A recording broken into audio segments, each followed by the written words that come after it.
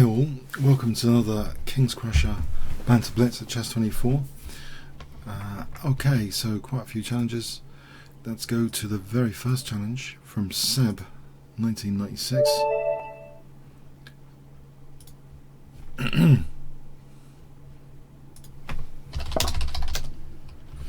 Okay, so let's try maybe a French defense to start off with.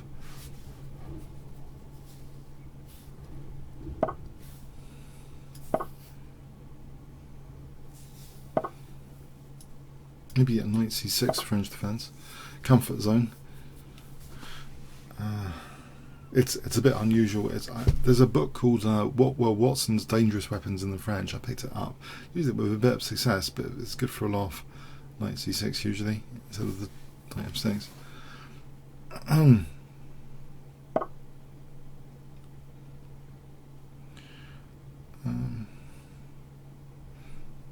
I've just noticed my rating's not showing that much, so move that up a bit. Okay, I'm hoping bottom right.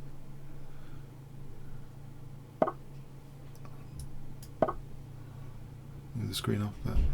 I wonder if it's this. I've got a redundant toolbar here which need to get rid of. Pushing that up.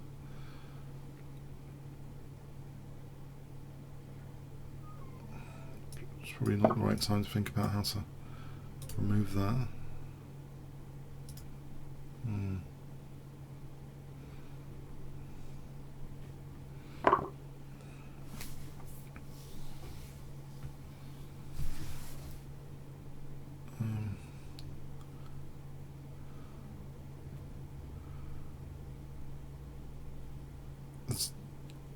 So E5, the E5 break is sort of undermining at the head of the chain, and the E5 break is something here which would hopefully open up the bishops.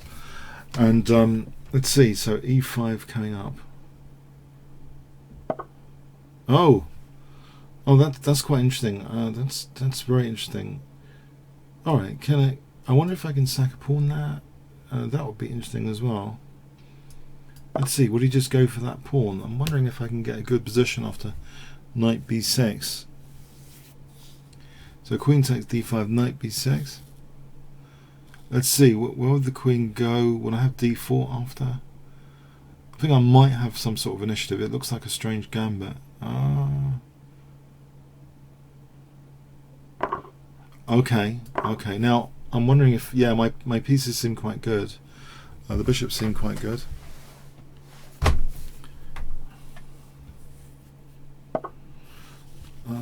Can I play, let's see, a6 or e4? E4 weakens the f4 square. Okay, well, if I keep that tension, because I think d takes, knight takes e5 might be interesting. Still, I know it's like queenless position, but I think my pieces are fairly active here.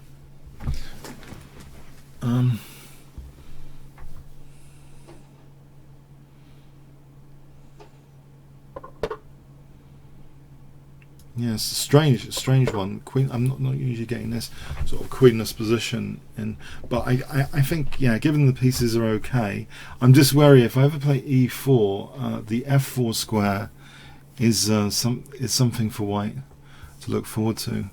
So what do I actually want to do here? Okay, I think I prefer that scenario. Hitting the bishop immediately. Okay, this bishop's pretty good. I wonder if I can provoke some weaknesses like f3. That would like weaken this diagonal a bit if f3 is played.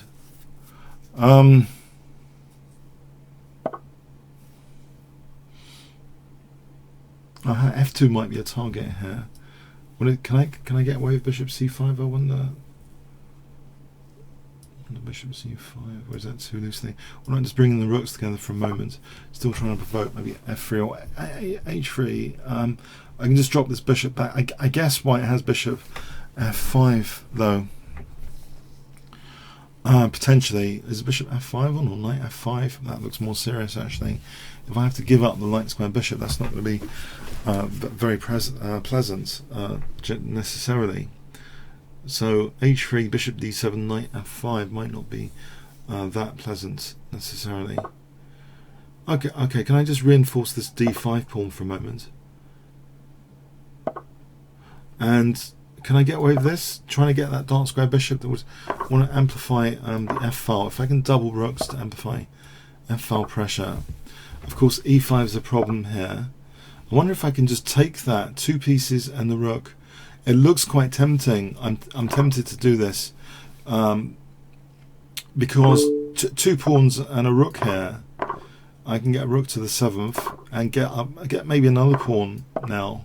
If I get 3 pawns, it depends how well the bishop and knight coordinating, but 3 pawns here looks pretty good.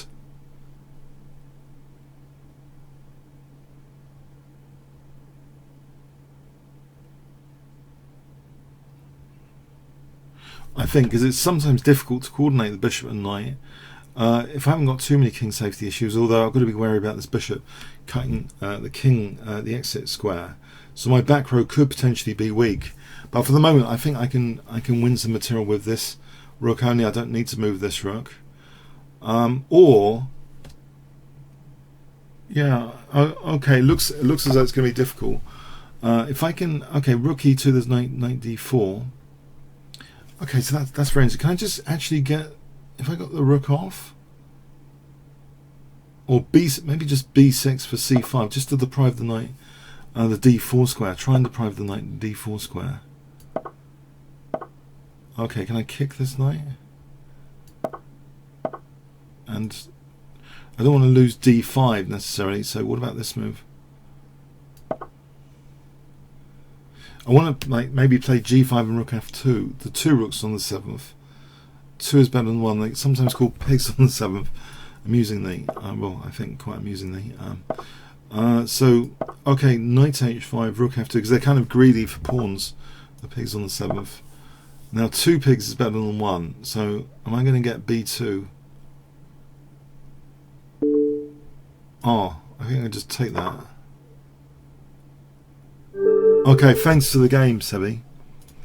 Okay, Johan. okay. Let's just kick off with d4. And maybe a solid start, because sometimes my openings are a bit too unstable, even for blitz. So I know it's boring, but I'll start with this. I'll try and make it exciting a little bit later. Delayed excitement. Try and blunt the bishop with this pawn triangle.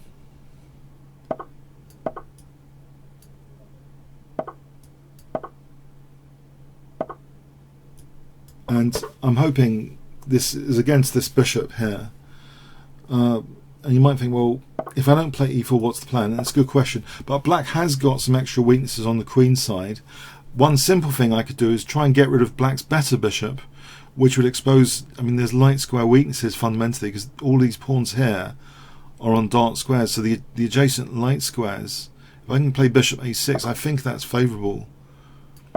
I suspect that might be favourable anyway, because I'm just leaving black with, in a way, a sort of bad bishop if it is like this rock solid structure in the center. So that might be the better bishop to challenge. And here I'm skewing against the rook, so I think I'm going to be able to take this bishop off. But the question after is what happens after? Is it such a big deal? Is it such a big deal? One thing I can try and do is provoke some weaknesses like a6. Pawns will never go backwards. That's one thing. So okay, so the structure is not as solid as before with that a6.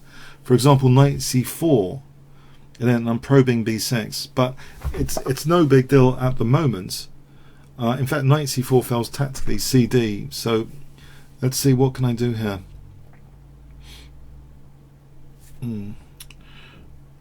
Maybe I can almost like as though teasing as I'm going to play e4 just to provoke maybe another pawn move.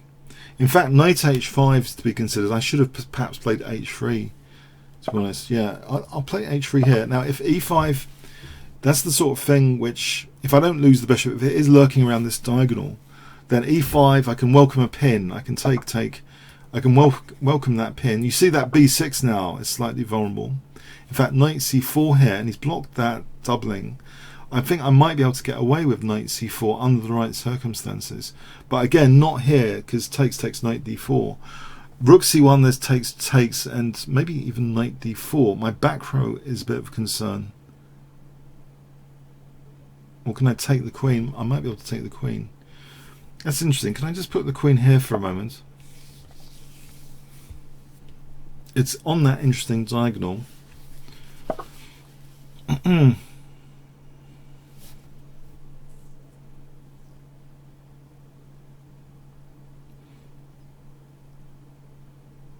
what about d5? Because this changes the structure quite a bit, as though it's a sort of Benoni structure. d5, e5, and then e5 plan is actually, I think, pretty interesting.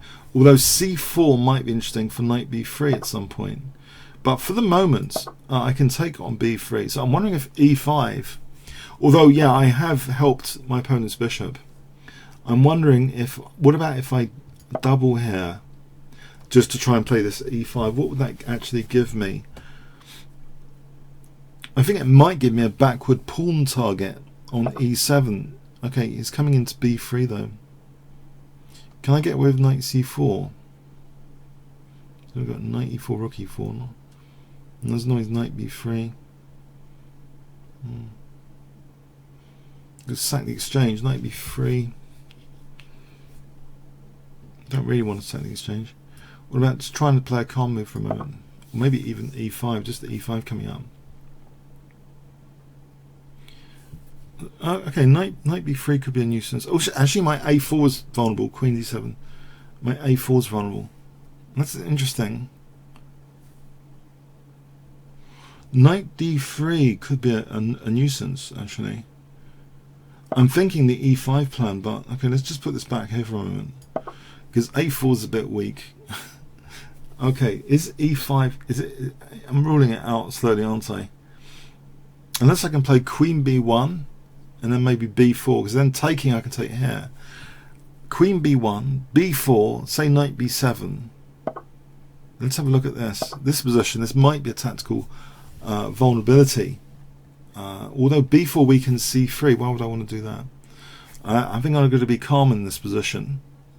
Just take this e5 very, very carefully. It's not working at the moment. What about here? Just to subtly threaten knight takes c4. Is that actually a threat? Then knight takes, there's rook takes. Okay. Now this looks like against the king over here. But it also looks as though e5 might be good. Yeah, I think I might play e5 here. Trying to open up, well, this diagonal and this diagonal is opened up.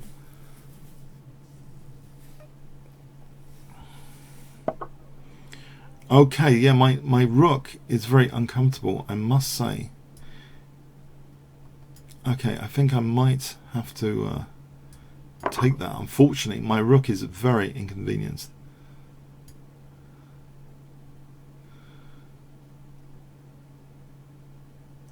To say that's inconvenience is an understatement.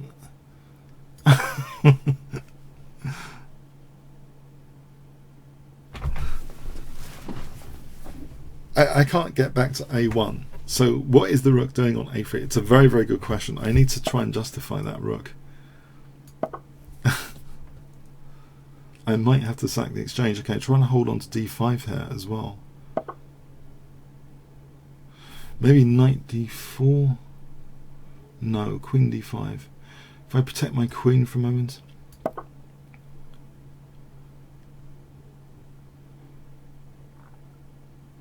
An idea springs to mind, bishop f4. I wanted to have the option of bishop e3. Yeah, this knight is paralysing my rook. Alright, it's letting my rook come back in the game. That's a bit of a relief. But there's knight d3. It comes at a big penalty. So I'm going to have to go back. Because knight d3, I want to play rook e2. Alright, let's get ready for knight d3. Right, now all is not lost here, I think, because b4 is possible. And if takes, then there's queen d3. Unless e5 is dropping. Yeah, then c3 is weak after. I wonder if I can play e6. Bishop would still be blunted. I got to play e6. Okay, I've opened up this bishop though. Have I damaged my opponent's king in any way? g6 seems a bit more vulnerable. I wonder if rook d2, just to be able to sack the exchange, and then knight h4. The king side seems a bit more damaged. This might be the time. But there's always rook d5 after, or queen d5. Can I keep calm without an exchange sack for a moment? b3, just trying to undermine here. There's bishop c3. Okay, can I get these rooks back in the game? Queen e2, just trying to stay calm without losing any material unnecessarily for a moment. But the pressure's on now, the heat's on. I think this might be the time. Take, knight h4. That's uncomfortable. Yes, it looks as though that's very good for him, unfortunately. Dear. Okay, can I take here?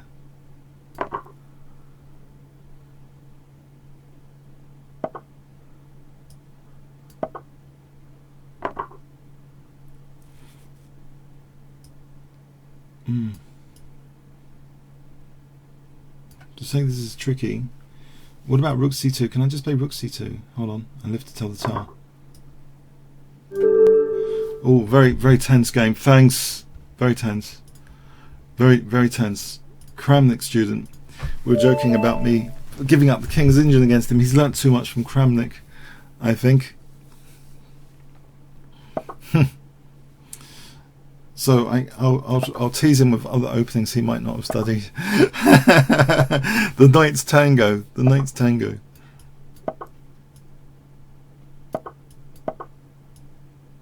Oh, I should have played Bishop c5. I don't know why I didn't play Bishop c5. That I usually play Bishop c5. Oh dear. Okay, I guess all is not entirely lost, but Bishop c5 would have been a nice bishop. So I don't know. I've just hemmed in my own bishop. Okay, I've just hemmed in my own bishop. Let's play this position. It's I've seen a recent hemmed in bishop game which was quite interesting from Ben Feingold, who beat Mehmedaryov in a 15-minute game. He made sure the bishop had potential prospects by sticking on f6. I think I'll do the same. That was mentioned, but he's giving me e5 square. It might not be entirely terrible. Maybe I should have considered using the other knight though, and try and trade off this bishop. Just leave it on this diagonal.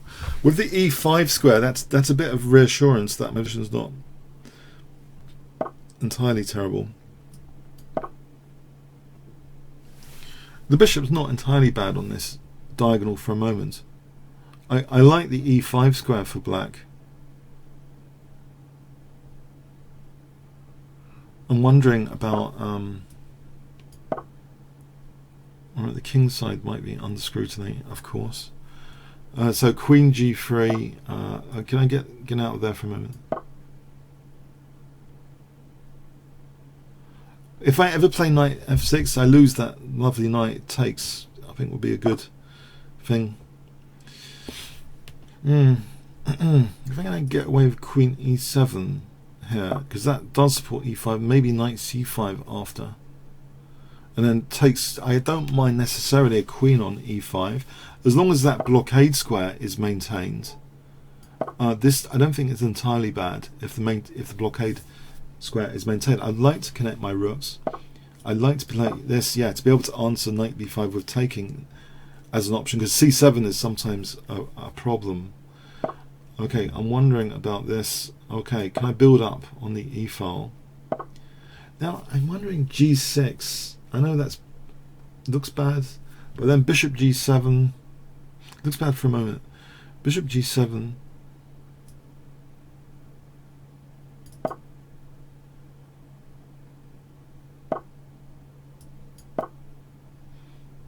This might actually be a tactical vulnerability. It is a loose piece in the position. It might one day become a tactical vulnerability. I think it's interesting that f5 is discouraged, or is it? Is it necessarily? Probably. I've got good coverage of the e6 square here. The knight on c5 is helping e6. So if I ever play f5, got to be wary about this e6 square. But I'm wondering in this position, f5 takes, bishop takes. Let's see, takes. Is that necessarily bad?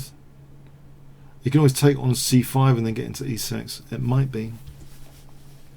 This is loose. What about knight takes c4? And there's bishop takes c5.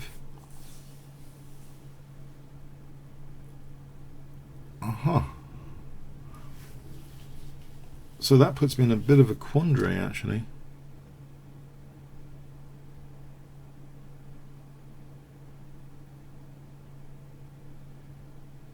For what to do. I wonder if I can be a little bit subtle about it. To threaten knight takes c4 without bishop takes c5. Okay. Is f5 any good here in this position, or is it always terrible? What would it actually do for me? I'm not sure it's doing that much. Let's just evaluate this again. Yeah, that e6 looks really quite impressive.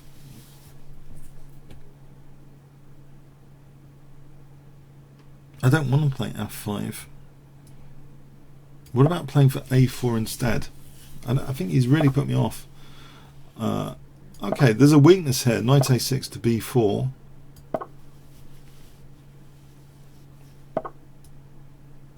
To check out. Okay. Now maybe c6 trying to break down this diagonal. d5 is covered by the knight. Wondering about c6. Well, I could lose b6. Let's just support b6 for a moment. c6 might be a safer bet than other things. We're going to change the structure here, yeah?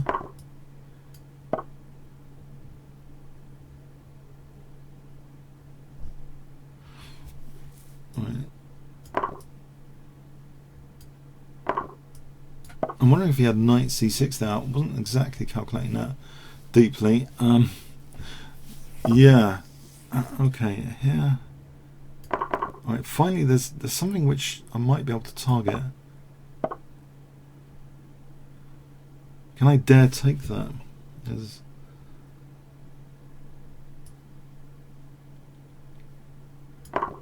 Before it becomes a dangerous pawn later.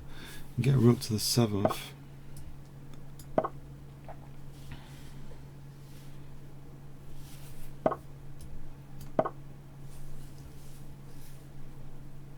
b6 is a target. Trying for this f5 now. Maybe f4, f3. But b6 is a target. You can just put battery for b6. In the meantime, I'm wondering f4, f3. Okay, I have that c5 square. Maybe that was a bit dumb, actually. I don't want to lose b6 in a hurry. Actually, I think I'm going to sneak over to his dark squares now, if I can. Or can I play f3? f3 could be a serious concern. g4.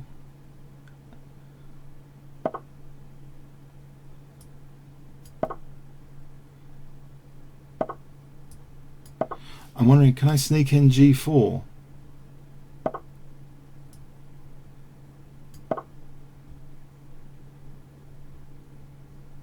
f3.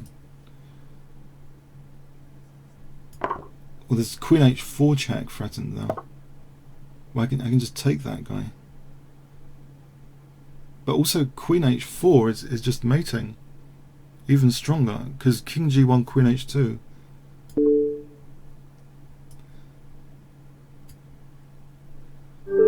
Yeah, thanks for the game, Kremlin student. Yeah, very very interesting. Okay, Phenomen.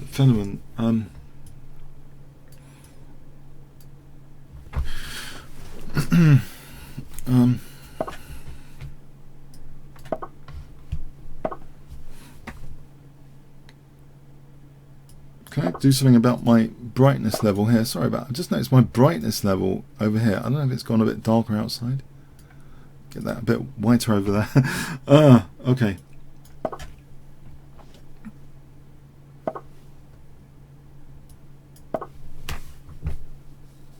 It's a bit of a dark day outside.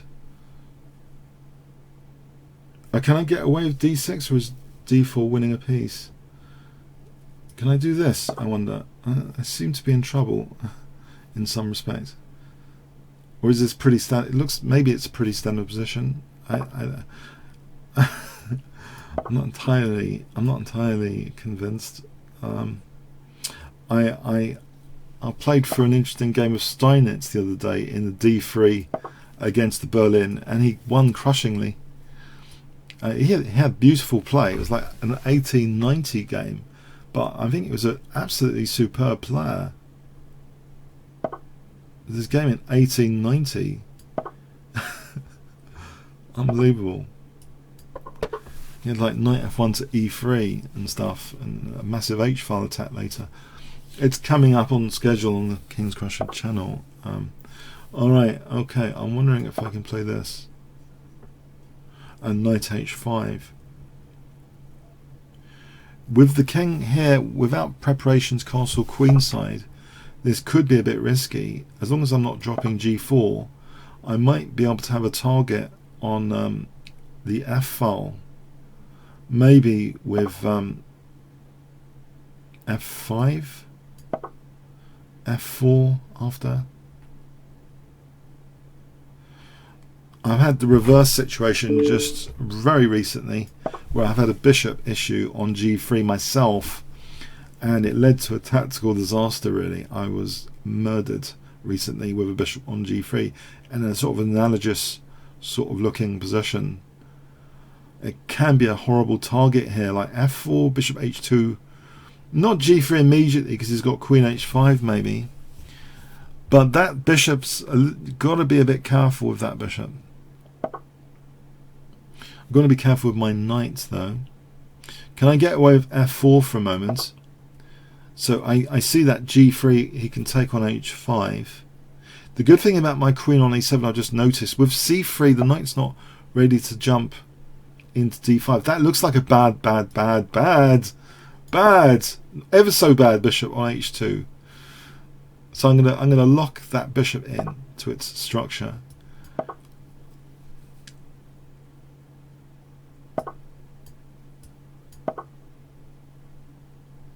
I'm happy that it's like playing a little bit of material up really at the moment.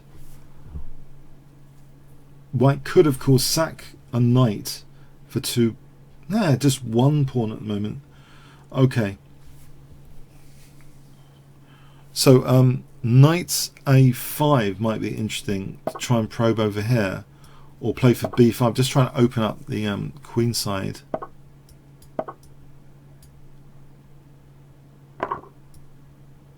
I'll get ready as a pre-move here. Now b4, any c4 weakens d4, right? So maybe b4 is lucrative to try and weaken that sensitive. It's a key central square. If I can get a knight there, that would be pretty good. So b4, c4, knight d4 will be pretty good, I think. The bishop's not hanging at the moment, so can I get away with b4 immediately without moving the bishop? So I'm wondering c4, I'd have to move the bishop after knight d4 probably. Right, can I get away with this? Then knight d4 check.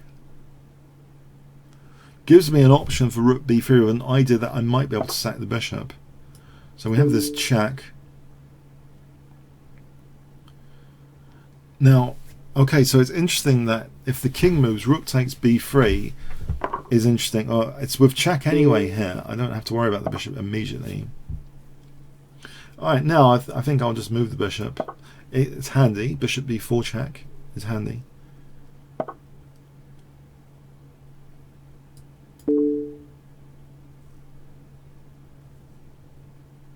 Rook takes d3 looks very handy, or queen takes c4 in fact is now available.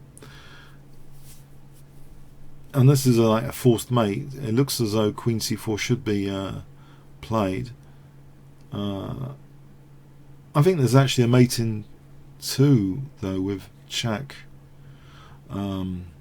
Takes check, king e4, queen. Oh, it takes f5, king d5.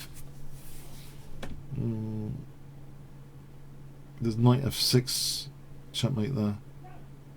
That looks like a forced checkmate. Or there's a more optimal one, just knight c2 checkmate. Yeah, it looks as though knight c2 checkmate looks a little bit more to the point, funny enough. Alright, thanks for the game. Yeah, it looked as though white's king was fundamentally in trouble. Thanks for the game there. As all missed. Hi there. Let's play d4.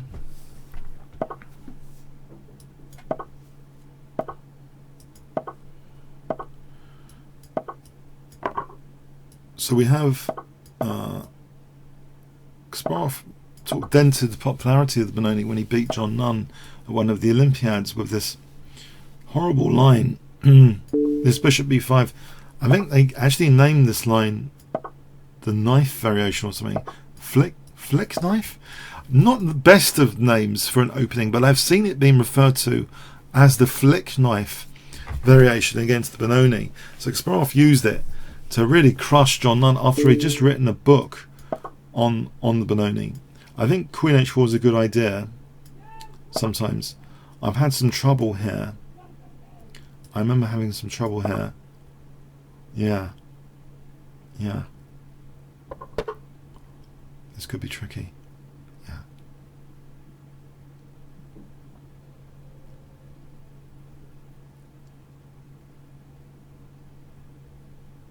I can maybe support with knight d2. He might take and take here. This is my concern. I'm wondering if knight d2 is good enough. Then f5, but then we might get into e5, and if takes, then there's d6 check. Okay, can I play knight d2 here? There's bishop g4. There's queen f2. Oh, there's not knight d5 just yet, I hope.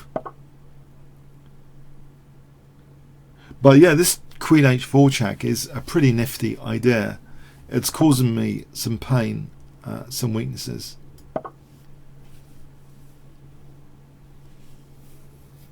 I'm wondering about this diagonal as well. If I castled, is he ever going to play like knight e4 for bishop d4? Will I be able to take and play bishop e3 if I ever castle? Because it looks bad to have the queen on the skewer line of the king, in the pinning line diagonal. But can I get away with it? Knight takes d5. Okay. And there's knight g4 for bishop d4 check. Was that just winning? Or nearly? Oh god. Knight g4 and bishop d4 did seem remarkably strong there. I wonder. I wonder. I think I've got to control this d4 square. Otherwise, I think yeah. Because there seems to be knight f2 check after. Okay. Okay. I'm trying to control that d4 for dear life now. I'm going to have to play this line with black. He's sold it on me. He's sold it on me with this queen h4. I think it could be revitalizing the Benoni. Whatever he's done here, it's sold on me. I think I was close to immediate disaster just then.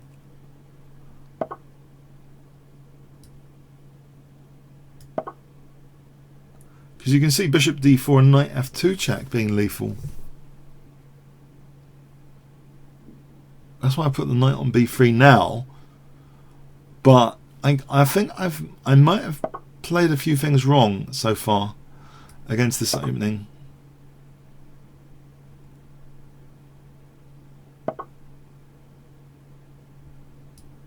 Can we get this bishop out? Because it's cutting across some very sensitive squares actually.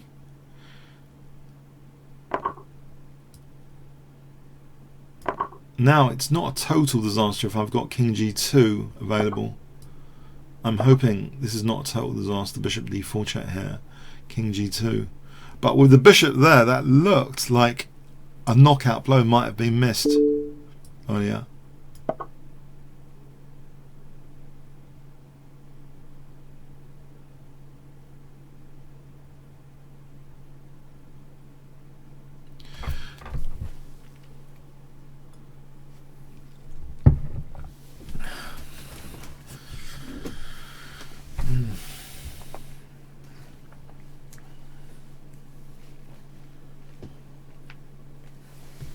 If I can kick the pieces back and use the central pawn mobility, then this will turn out okay, maybe.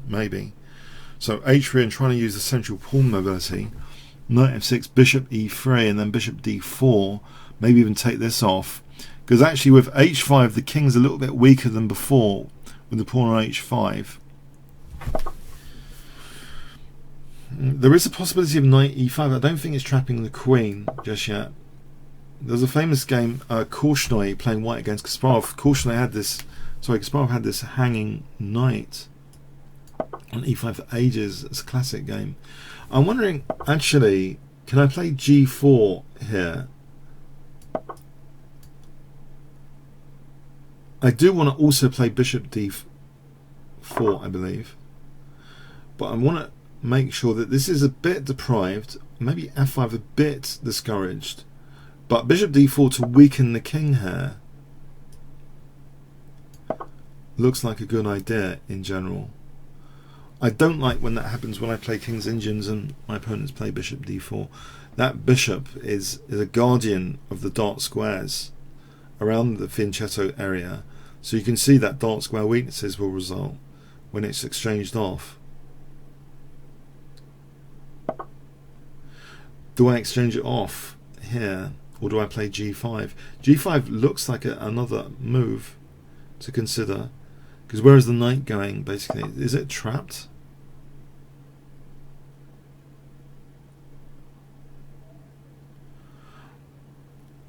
I would like to go to a key moment in this game after.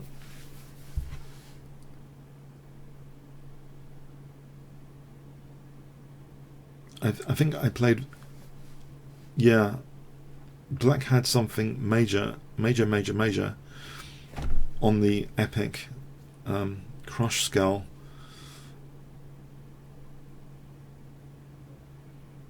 I just want to confirm it. Maybe with you guys on stream just after. Rook takes d4. Okay, so where's the knight going? This looks as I might be in the driving seat here if I protect the rook.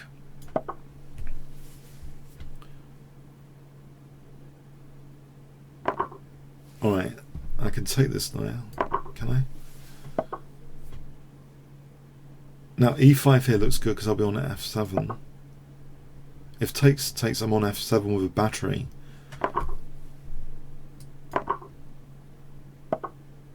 Alright, I can just take here and take the knight for queen g7.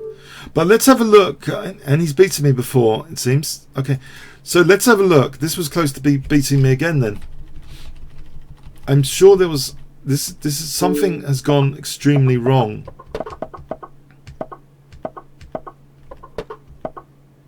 here.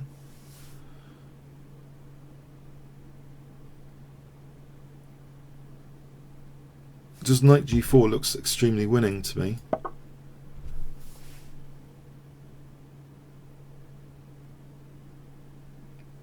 Should we confirm that?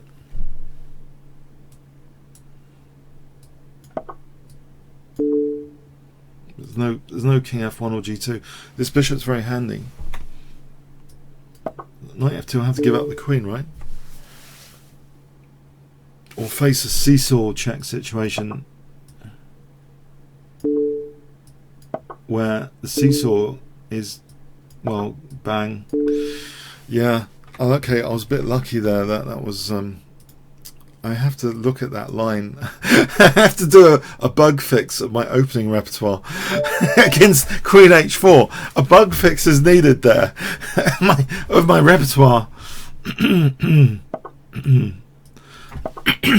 I think I was overestimating that line because it used to. I thought it was the reason for the downfall of the Benoni at that line, but with the Queen H4, I think it's a good, interesting thing.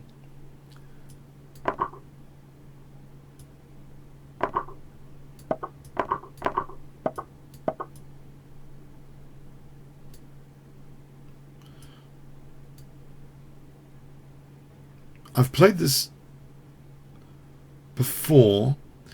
I've actually also experienced knight takes as well. And I have taken with the G pawn anyway, but you're supposed to take with the bishop on knight takes. On bishop takes, there's a little bit more justification to have the double pawns.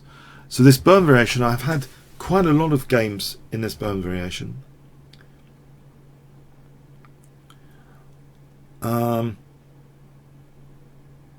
So yeah, when the bishop is used, you might be stronger on the dark squares later with the dark square bishop. Thematically for white, c4 and d5 structurally, and exchanging off the light square bishops is sometimes an idea. I'm going to deprive bishop a6. I'm going to play it sort of delayed Morozevich style, where he did have a game where he played for bishop d5 like this, I think, and then c6. So he put the bishop outside the pawn chain and then c6, a bit like this. There's a game Polgar, was it Zwesa Polgar or Judith? Might be one of the Polgar, I'm not sure which Polgar, but there's a game in the Morozevich line of the burn variation where actually, well, white castled kingside. I called it flattening the sand castle. We want to check it out on the Kingscrusher channel. My king's in the centre here, right? And it looks a little bit dodgy. I'm wondering if I can play knight d5 or not. Knight d7. If bishop takes, c takes, knight takes, pawn takes. Okay, I don't know that I'm getting murdered necessarily. I'm not convinced. I'm not convinced. Something hitting sacking on d5 looks scary. I must admit.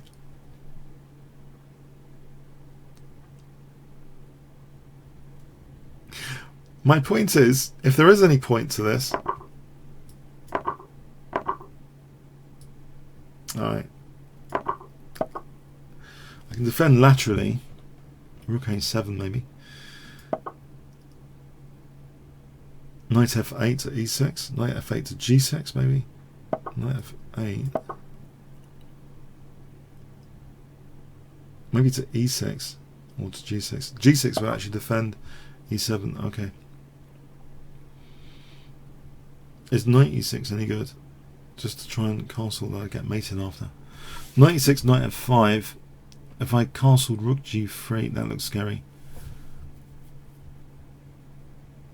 Knight g6 and then king f8 after. Just to unpin maybe. Rook, knight e7, knight e7. And queen's not that quick to get to h6. I think queen h5, h6. So let's see, knight f5, king f8.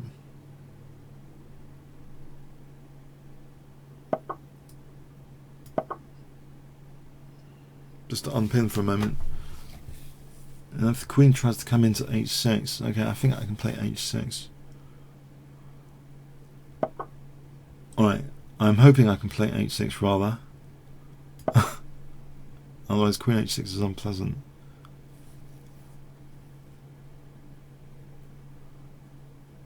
I wouldn't mind two rooks for the queen under reasonable circumstances where I wasn't losing the bishop as well. So bishop d6, rook e8 is unpleasant because I'm losing the bishop after. What about rook d7, bishop d6? Then if two rooks are given, I'm holding the bishop with the rook. So rook d7, bishop d6 might be good. It actually threatens bishop f4. If g3 or king b1, well, I have to take it from there. The knight on f5 is difficult to evict here, I must admit.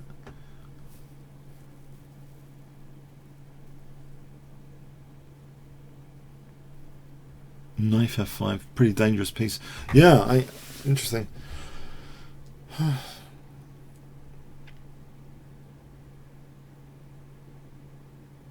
Yeah, I'm thinking rook d7 and bishop d6, but I don't know what I do to crawl out after that. Maybe a5, b4, a4, that sort of thing.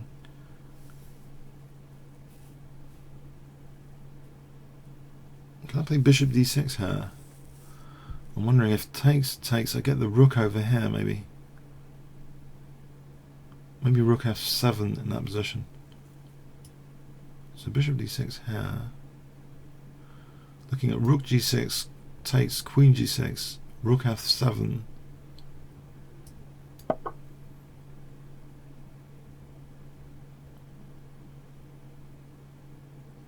Trying to defend laterally again. G7. So rook G6, Fg, Queen G6, rook F7. There's knight H6 there. Maybe there's rook G7 on knight takes H6. I'm holding F6 with the queen.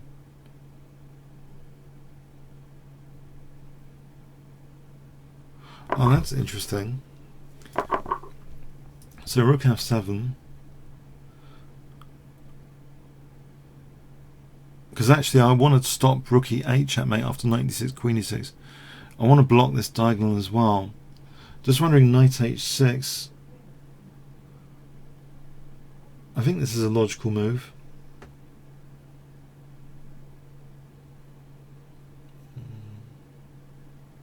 There's bishop F4 check on knight takes H6. So given that's the case, I'll go for this for a moment. It's pretty scary, I must admit.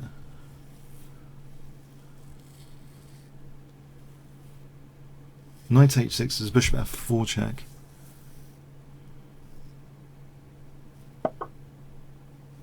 Okay, now bishop F4 check here might be a good tempo to get in circumstance. Actually, it gives me rook G8 because the queen hasn't got H6. If queen H5, rook G5. If queen H3, well, I can get rid of that horrible knight. Can I do this and live to tell the tale? There's no queen H6 here.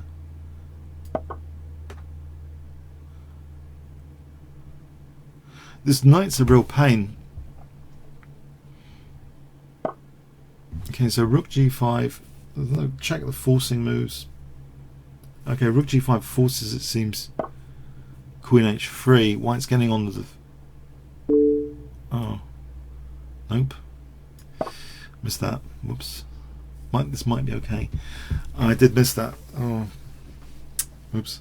It's very difficult to defend in Blitz, but I got to get rid of this knight before it kills me. Yeah, I'm lucky I'm not getting mated there. Okay, for a moment. I wonder rook H7. Queen F6 I take and then take on H4. Rook E8 I think I can just take. Okay, rook H7.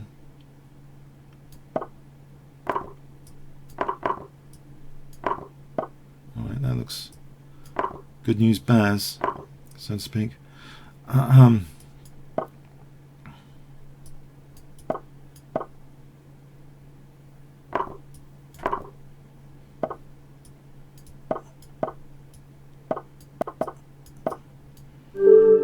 Ooh, you put me on the fearful side there for my king safety. Thanks.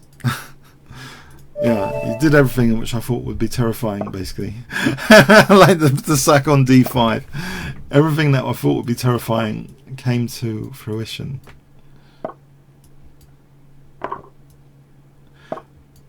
The classic game for defending laterally, there's a Fischer-Tal game. Sorry, Tal against Fischer. Was it 1959, the candidates match? Candidates tournament.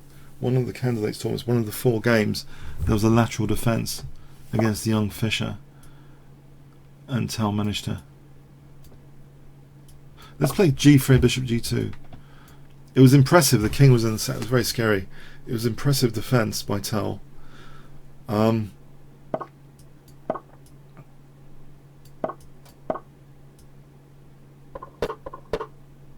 it just strikes me as lateral defence of the rooks can be really important.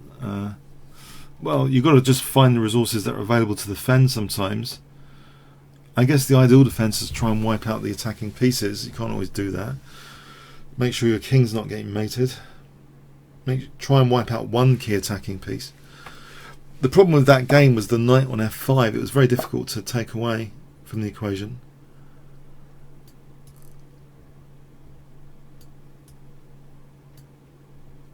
But anyway, okay, let's see here. This is provoking some weaknesses.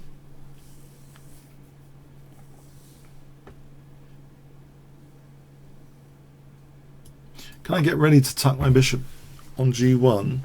So bishop e3, or is that a silly plan? Probably a silly plan.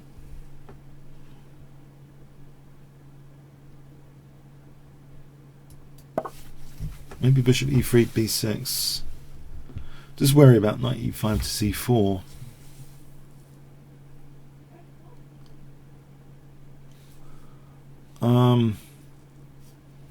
It's always a pain, knight e5 to c4 generally a pain.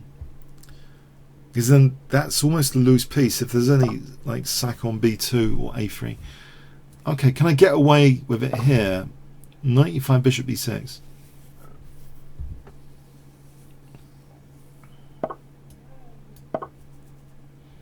If queen c6, I'm wondering this target diagonal, f4 and then e5.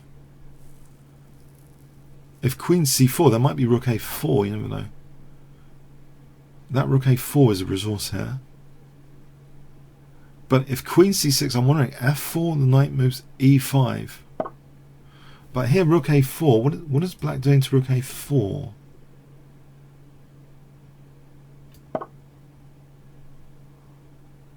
It's nice to try and checkmate the queen as well as the king, if you can. Alright, now this goes into f4 and e5, doesn't it? I could try my luck here. Covering e3 square. So f4, knight g4, I don't have to worry too much about e3. Knight e4, there's bishop e4, I don't have to use this knight to lose the rook. If I had to use that knight, then queen takes. So e5 here looks tasty for a moment. Or not. We're going to find out.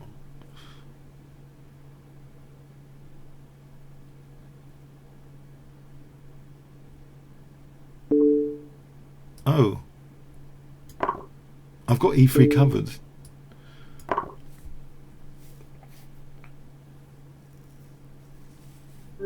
Oh, thanks for the game. Yeah, that was interesting. Interesting. I didn't expect that. Okay, thanks. Okay,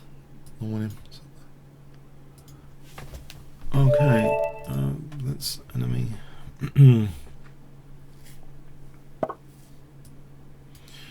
Try a French defense that. Maybe a knight c6 French.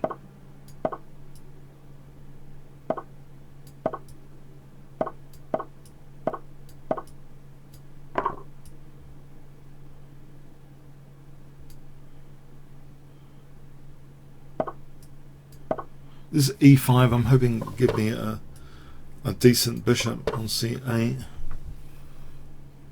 Sometimes that bishop's a real problem bishop in the French. Just trying to open up this bit. And also the f2 is one's got to be careful about f2.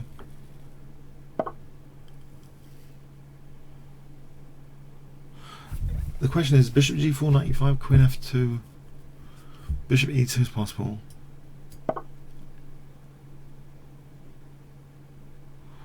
d5 might be looking a little bit loose though. Wondering if I can sack it. If the knight moves is on d5, rook d8, queen d5, king h8.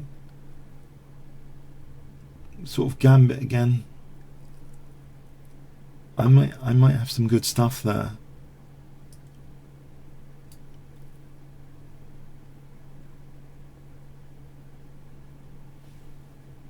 Queen h6. Knight takes. Knight takes. Bishop takes. There's knight f3. Almost. There's knight f3.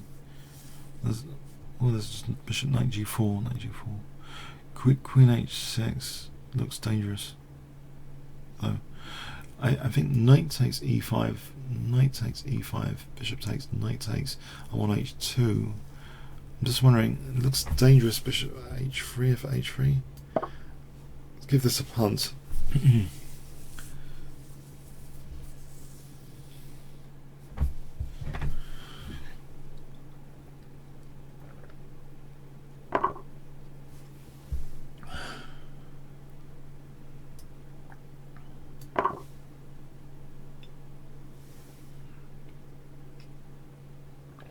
Knight e4, knight f3 takes queen h2. Knight f3, queen h2. Bishop g4, knight g4. Or here, just knight f3 for queen h2.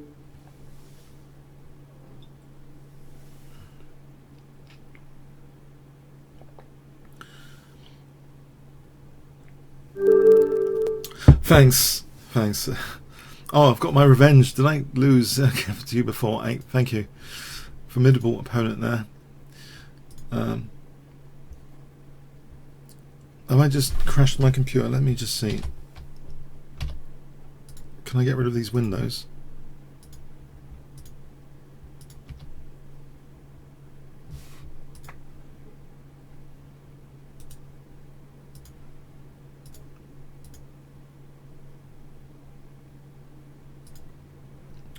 I'll reload the window.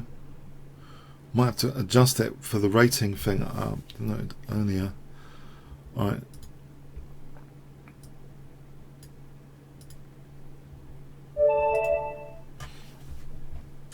Might need adjusting slightly to see my rating on that reload. I've just got to make a note of that because I've got this extra toolbar I want to get rid of actually. Oh,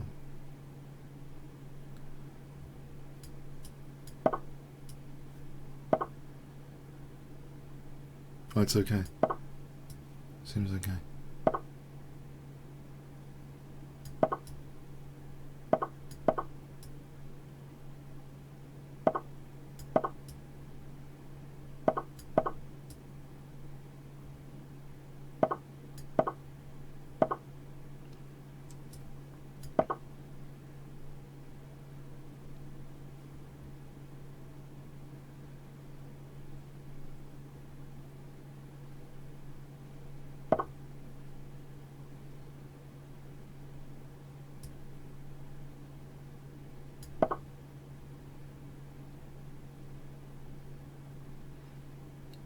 Is that bishop h6?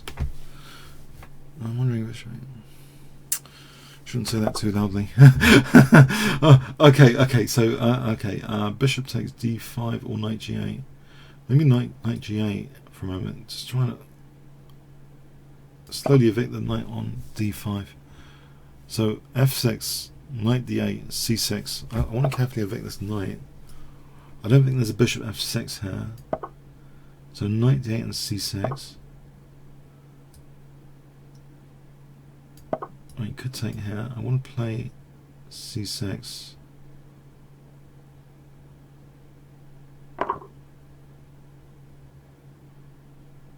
Do I? Maybe that's queen e3.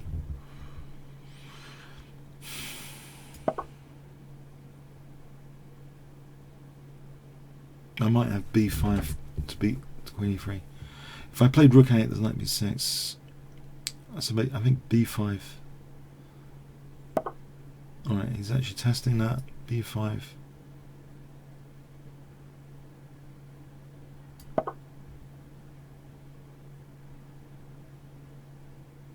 Yeah, because on rook a8, there's knight b6. Just wondering, okay, knight b6 here, that's queen b7. Knight here, maybe b takes. Like queen b7 or queen c7. Knight looks a bit trapped to rook b7 though. C takes, there's rook b7 immediately. A takes, rook c1, rook b7. Oh, there's knight d5. Right, what about queen b7 instead? Trying to avoid issue with c file. If takes, maybe there's rook a6 without this rook c1 and knight d5 business. Yeah, because on rook c1 I think there was rooks. Sorry, on queen c7 I think there was c takes. Alright, this is getting a bit tricky with this knight.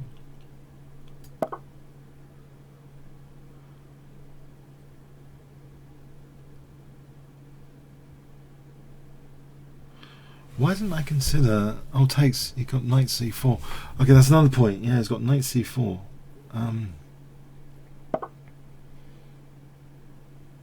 I'll maybe take here just to encourage knights. Oh, there's on d6. Knight f7. Ah, that's okay.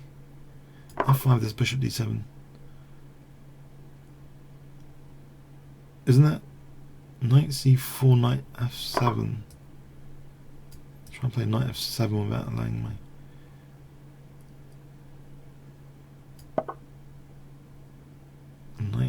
king queen to be fooled. F5 bishop c4 might be consideration. And it's queen c5. Queen c5 might be able to play castling. Knight d6 maybe I take. Queen d6. Bishop f7.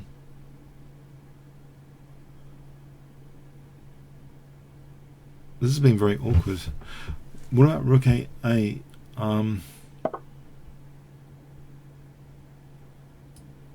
To avoid that being looked at all the time.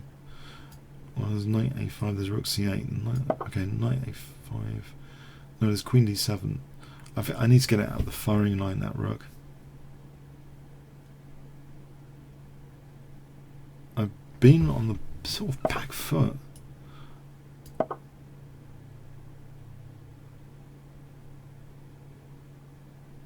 Can I get a breathing space around here?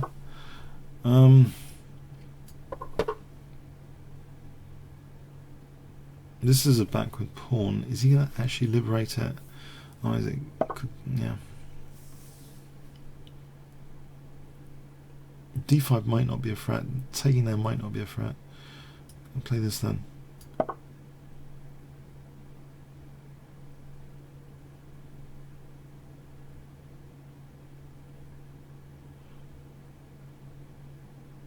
In fact, can I play this as well? I just want to encourage, in fact, d-takes, because a knight on e5, I'm happy with a knight on e5. h3's hanging here. If it takes two rooks with a queen, is a good deal, I think.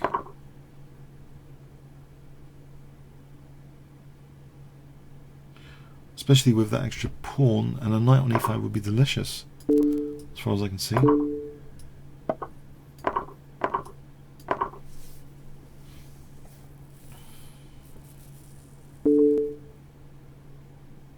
Didn't factor that one in. There's knight e3 on takes. Okay.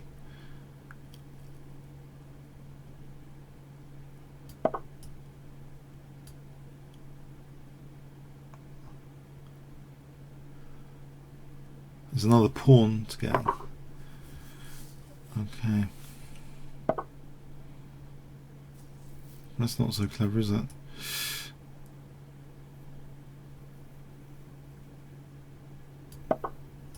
He's not taking there, is he?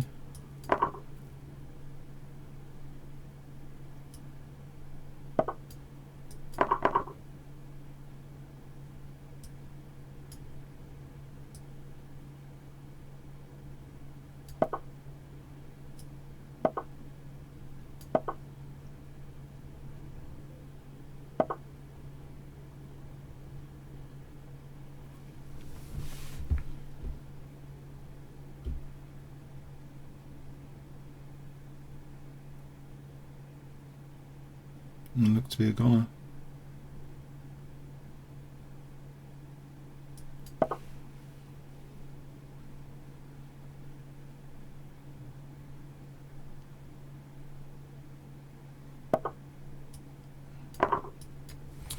Can I do anything? There's a fortress here with my... okay, he's got 30 seconds to finish me off.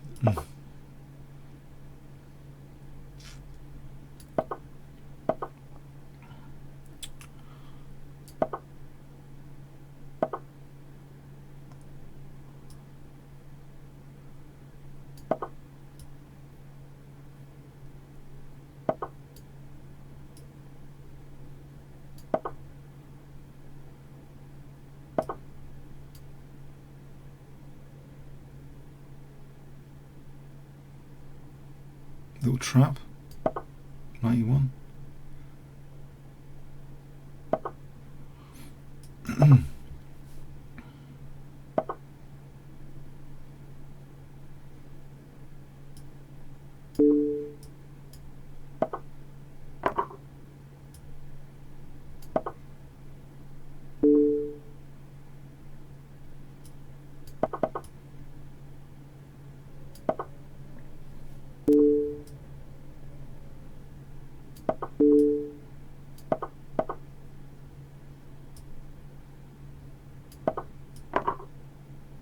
Another trap, knight h2.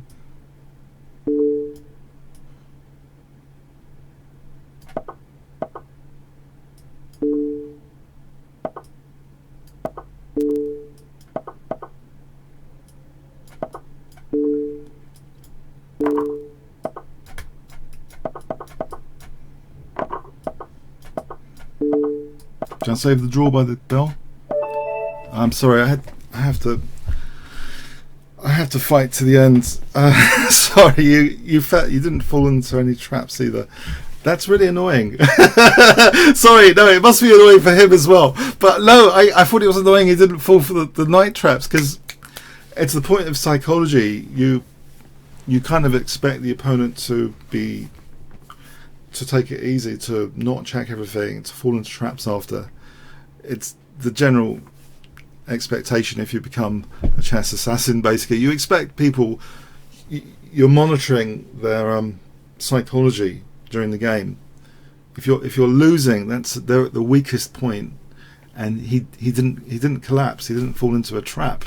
That was annoying. That's why I say it was annoying. I was looking out. You've got to track the psychology of it. He didn't fall into a knight fork.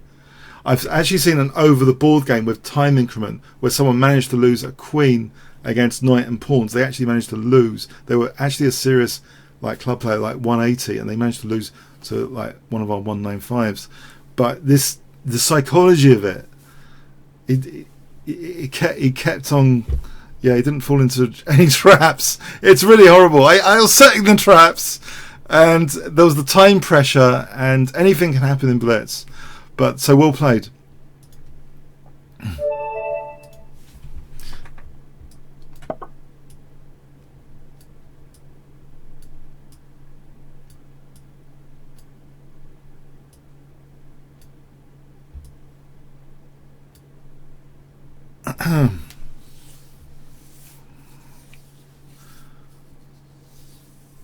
Yeah, that check was a killer check. I really thought it was delightful, two rooks for the queen. That check, that changed the evaluation. In general, two rooks for the queen would be good fun. In general, it's never right. The actual reality, often not the reality.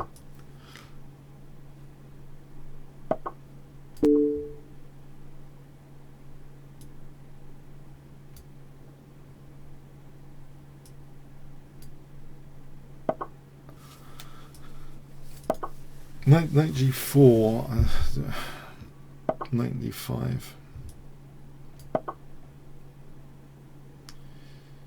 This could be annoying. The rooks are not too coordinated. That's one of the problems here. Knight d5 might be good for c7.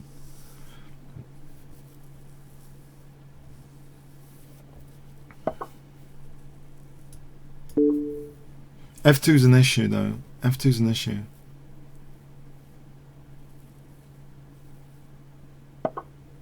Now e6 could be an issue for c7, but do I want to defend f2?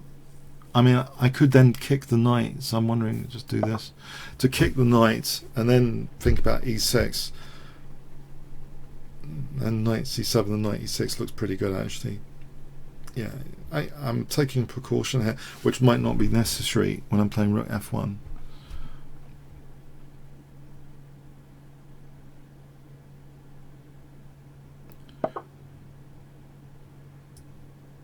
So h3 and e6 looks good because it would kind of liberate a few pieces. It would liberate this bishop. c7 looks like a vulnerability. The king's in the center, so this would be a nasty pin as well on takes knight c7. I'll have knight e6 ready. Or more simply, just h3 and knight f6 actually. Yeah, just h3 and knight f6. h3 is the immediate threat to have to parry. h3. Yeah, h3. h3. The immediate one.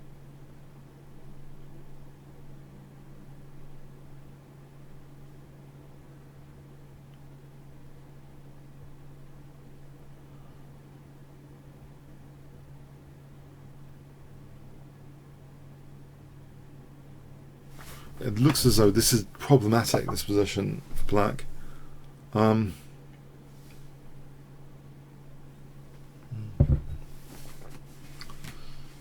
I think there'll be knight f6 soon. Maybe he's got a point. h3, knight e5 might be a point. Let's check this. Knight e5, knight e5. The bishop after. Oh, there's always rook f7 though. I could probably welcome this anyway. I think there might be rook f7 soon.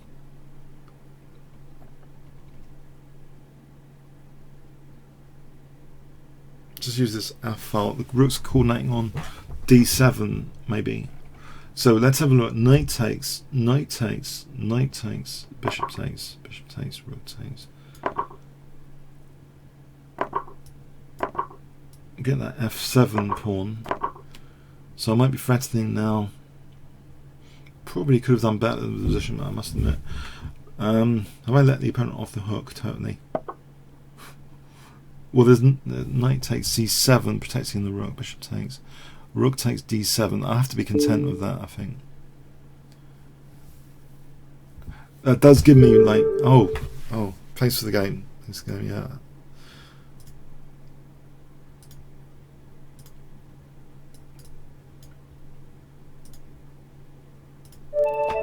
All right, Ritter Roast. I'm thinking of Sunday dinner there. Roast. Okay. Ritter roast. Roast. Okay. Oh dear. Oh. Stop thinking of Sunday dinner. Okay.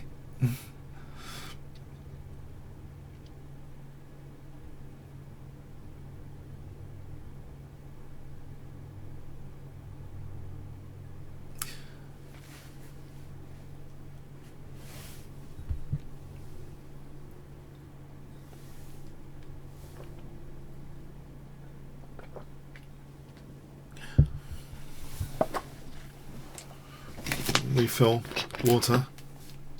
Oh, yeah, we're in the game, right? We're in the game. Now, I was wondering how to play the Shikori, and I thought this is wrong to get this position. But then I saw a recent Morozovic game, and he gave up the bishop, both bishops, and I wondered why for a long time. Sort of mystery, but I think it's to do with active rooks and central control, giving up both bishops. So I'm going to try that here.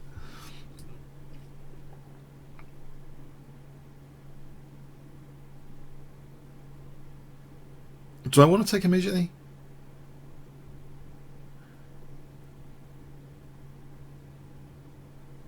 It doesn't look right to take immediately, actually. I'm going to have to ignore the game recently I saw. It doesn't look right to take immediately.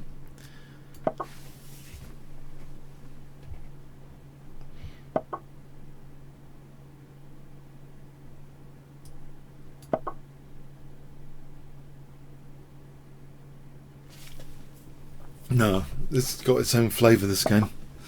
It's got its own flavour.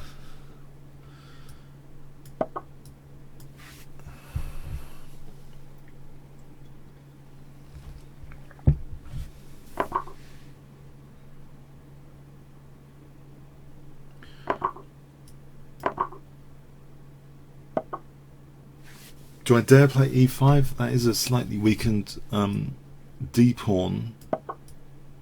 But I like something about it. Not quite sure what. Is it the e-file pressure that could result?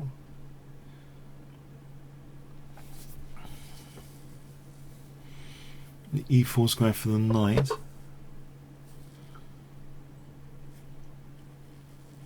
Is there knight g4 here?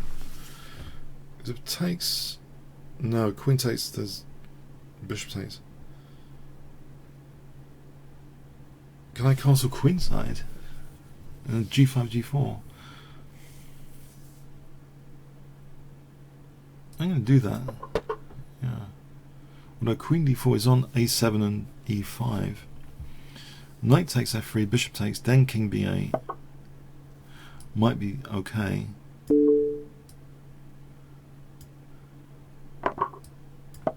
Okay, I'm wondering here, g5, g4 looks logical to try and use this h-file. d5 is not hanging just at the moment. So g4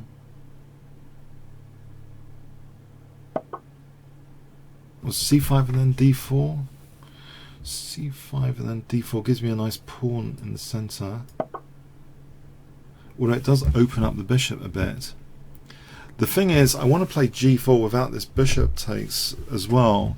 So I'm tempted for this position with d4 here to be able to play g4 later.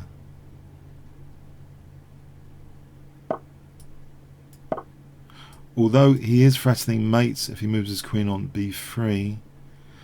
Rook d7 or queen c7. Maybe queen c7 on queen b3. With the idea of g4.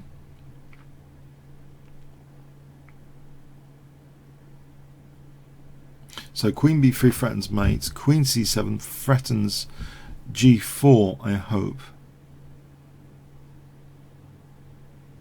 Without losing d4 too quickly. Right, so let's go here. Maybe I double the rooks first to give me d3 as well. There's two possibilities. So g4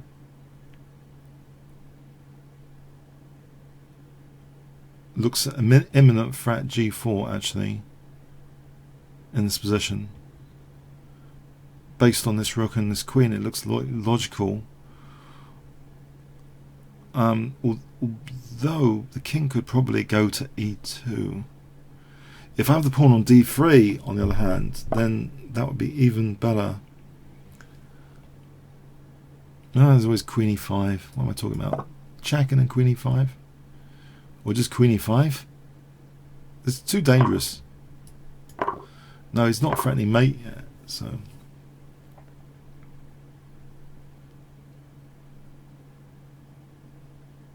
I would have thought queen e5. d3 threatens mate. If rook takes d3, I win the rook on a1. That's the thing about that. If king g1, queen h2 is back to mating. So d3 just to win the rook on a1.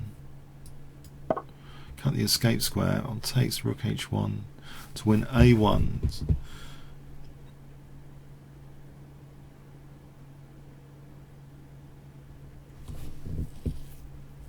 If g3, maybe queen c6 threatens rook h1.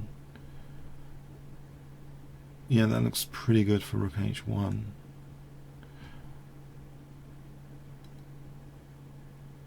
Hang on, rook takes d3, check, king e2, check. Then there's a check here and taking on there. Is there anything stronger? Check, king g2, queen c6, f3. So probably queen c6 first. So let's have a look at this again. Rook takes. Queen f3 looks very crushing here. Just intuitively.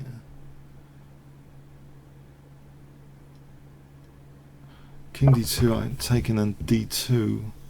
Unless there's anything stronger here. Takes d2 check, king c2. It looks like crushing.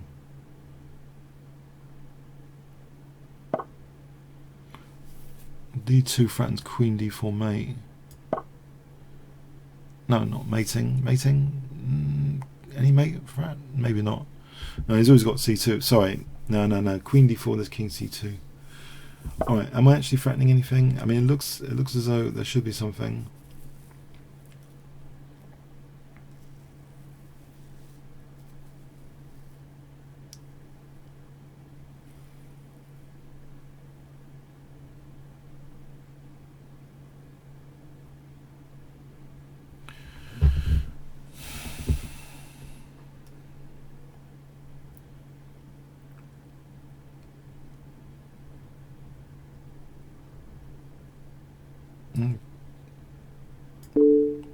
Take a pawn or two. As long as rook f7, queen b7 doesn't happen, that's something to avoid.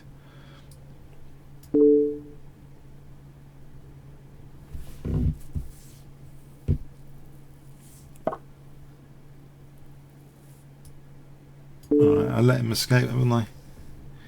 Alright, play this rook and pawn ending.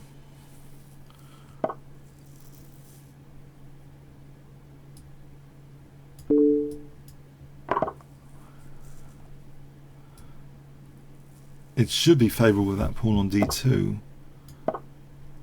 Obviously not as nice as mating.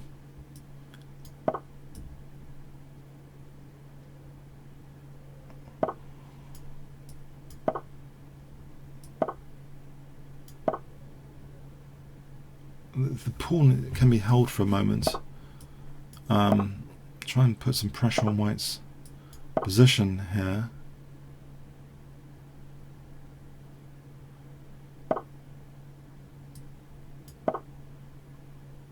With rook g2, for example.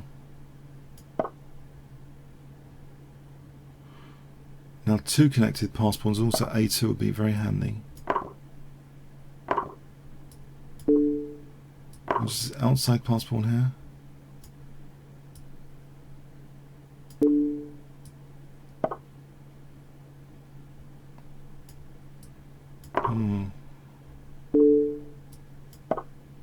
This isn't exactly from earlier a fantastic thing.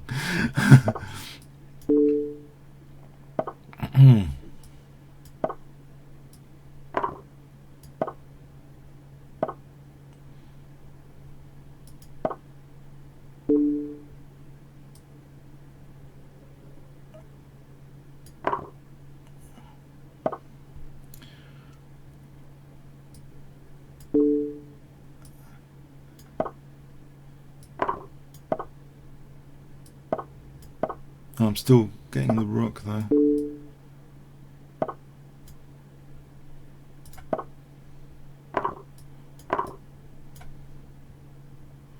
Yes, I managed to nearly equalise there.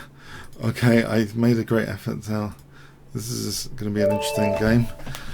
Okay, English happening?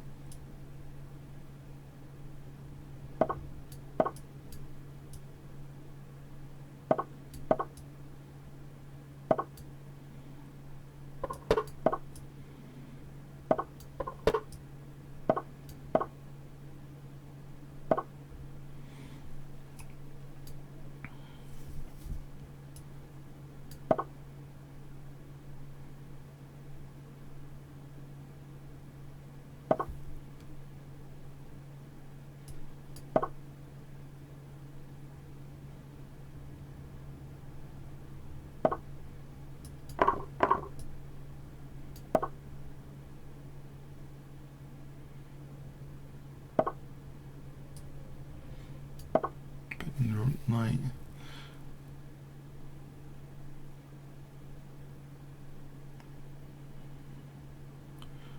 There's an Iranian game we played like this instead of d5.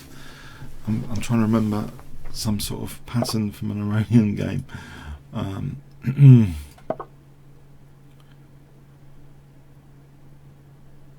think the C file's okay here for white.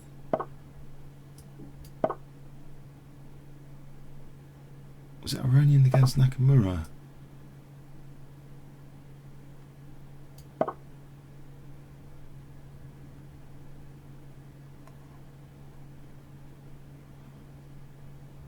That looks a bit weakening. Potentially, theoretically, it could happen in practice. I wonder how e4, e5. I think he's played like this against me with the white pieces. I was black, I had this structure. We seem to have reversed roles here from an earlier encounter game where I played like he's playing, but he punished me on the light squares. G4, okay, I can protect D4 for a moment. He's playing like me, I'm playing like him. Strange role reversal. These light squares could be quite bad later.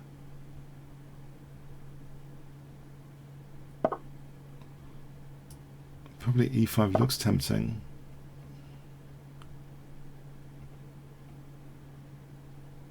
Although F5, I suppose his idea is F5. I wonder if I can just play bishop takes G5 here.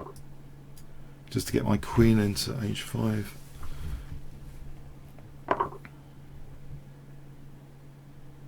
Because with this pawn wedge, there's no knight F6.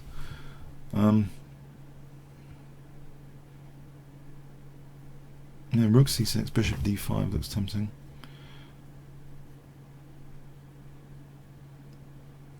Crikey, I can't resist that. I'm going crazy.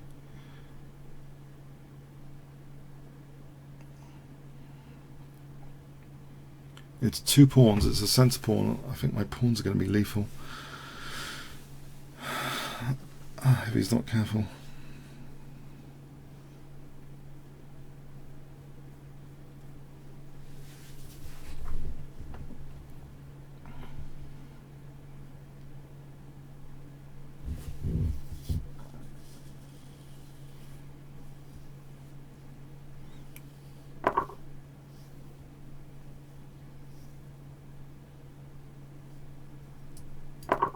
And queen takes the bishop d5. Well, there's bishop c6 and queen h5. Okay, I get my queen h5 in here. Do I? The rook moves somewhere. Queen h7. Alright, let's have a look at this. Bishop c6, queen c6, queen h5. What's the damage situation there? Rook e8, queen h7, king f8.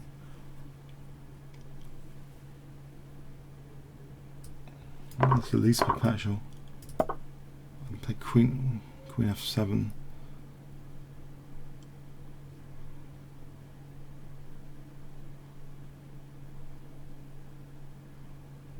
Can I swing a rook in? Rook e8. Any way to swing a rook in? This knight's not doing anything. Rook e8. Check. King h8. Queen g6. King g8. Is there nothing? There's no rook left.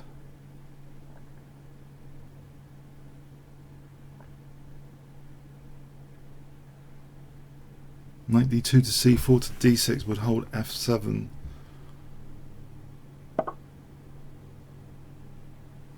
just grab a perpetual. Once the check really does anything.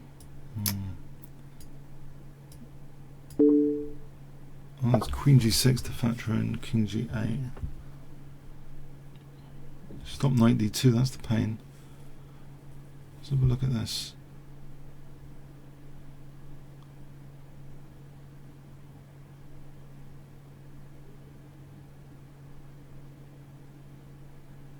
Knight d2, rook d2.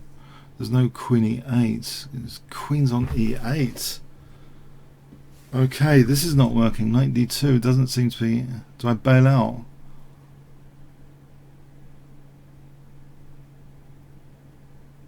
I haven't got any attacking pieces apart from the queen and knight. Might have overshot it here.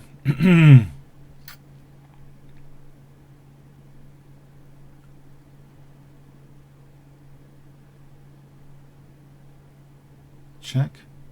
Check. There's nothing. Queen g6 could threaten mate. King g8. Is there nothing?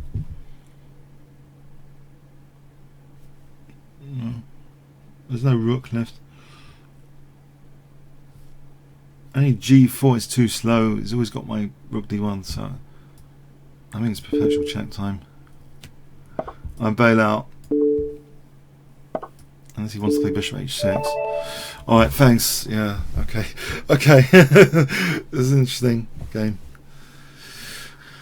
Alright, CS01.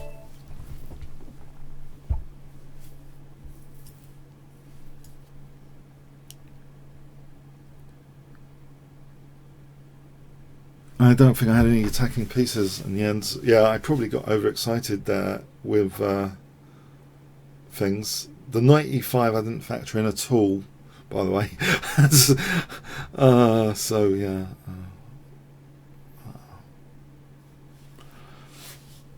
Exciting anyway. Okay.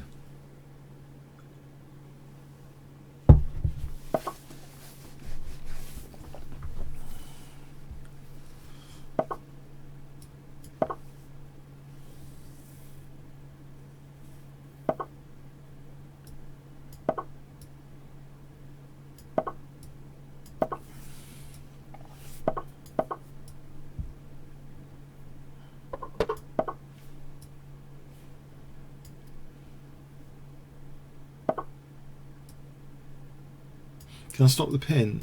My good friend Alex beat on him in the London Classic with an early h6. It was quite a nice game actually.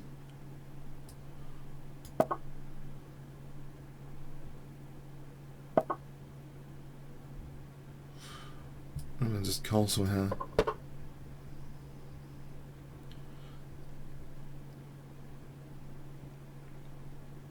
I know it's saner than usual, probably in certain respects.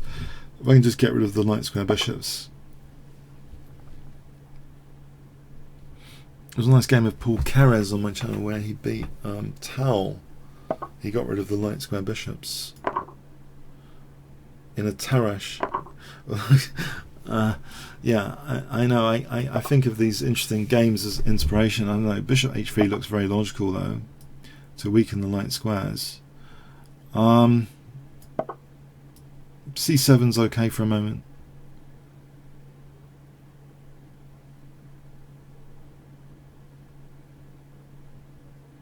He wants to be careful. He can't install my queen on h3 because then knight g4 would threaten knight d4 under some circumstances where there isn't knight takes, because that would be dangerous. I'm going to take this guy off. Maybe play for e4. What would e4 do for me? I think it does something. It does something. Okay, what does it actually do? I'm going to play it, I think, if allowed. Okay. Almost queen f3 for knight d4. If the knight wasn't here, this would be a nice tactic. Queen g4 for queen f3. You can arrange that with bishop a5, bishop a5, rook a5, rook b5, queen f3, knight d4, that sort of thing. It's knight d4 tactic. Bishop a5 takes with the threat of taking, check. Is the knight stranded after that? That's the question. Queen on g4 is okay anyway.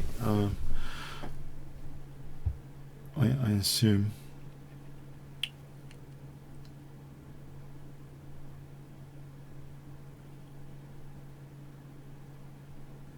Get this knight over to g6.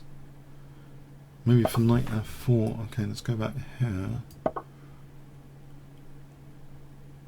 I'm wondering g5 then knight g6. Is that overkill? g5 and knight g6, king g7, and that f5 square is a bit of a pain. Can I kick this knight?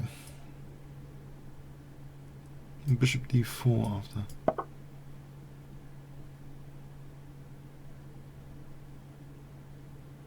Bishop d4 looks comfortable for a moment.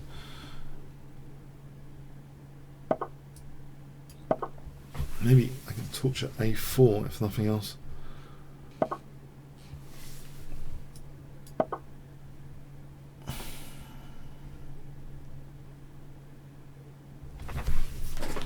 Let's see.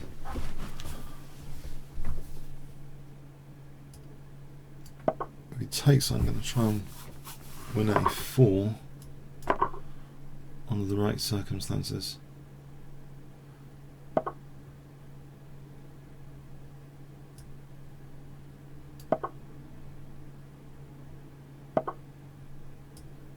Am I winning a piece here?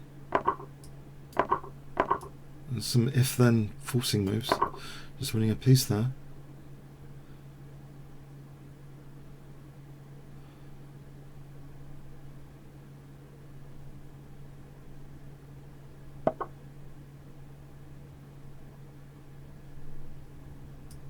I'll contest the e file to rook e1 just in case.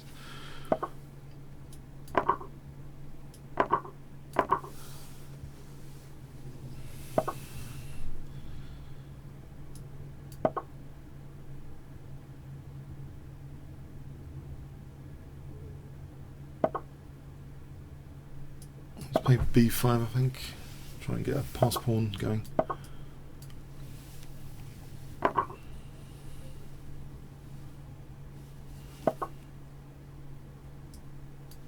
c4. Well, that loses d4, I suppose.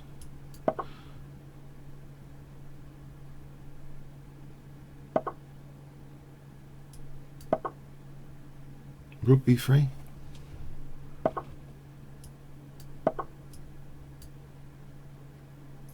It's d3 dropping.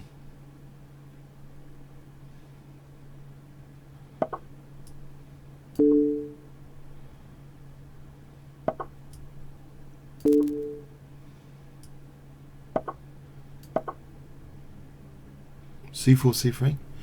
The passed pawns lust to expand.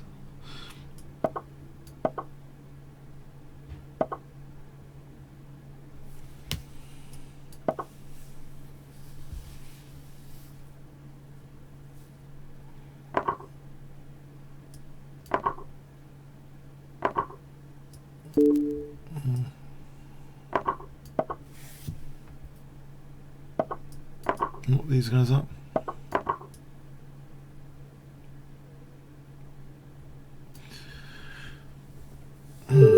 Thanks for the game, CSO1. Don G.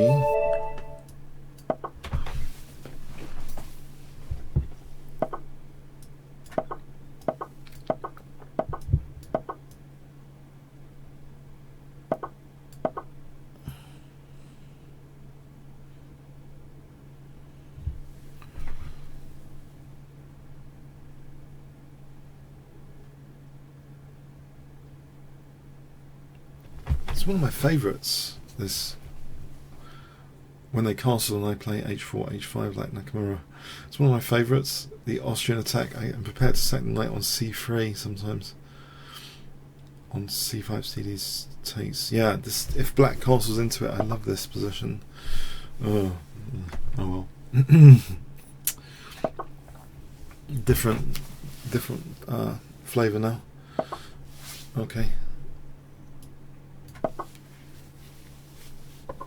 Nevertheless,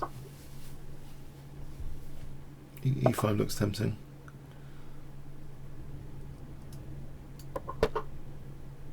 Not yet, and under the right conditions, as usual.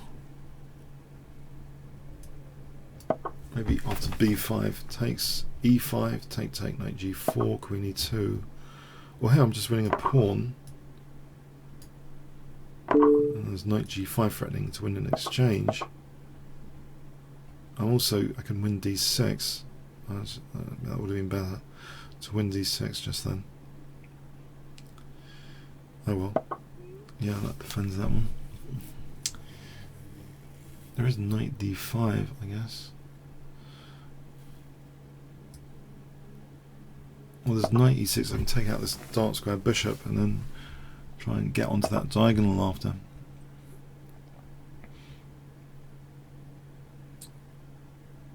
It's all pretty tempting. I think I like the idea of taking out the bishop, because as I mentioned, when you take out the fianchetto bishop, you it's those dark squares that are left behind. G4 seems to win a piece here technically, but it weakens my king position. It's a little bit controversial maybe, but on the other hand it does seem to win a piece. Yes,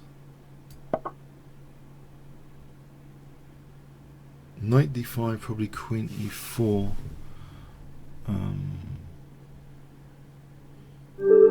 Oh, thanks for the game, Don. Kaz.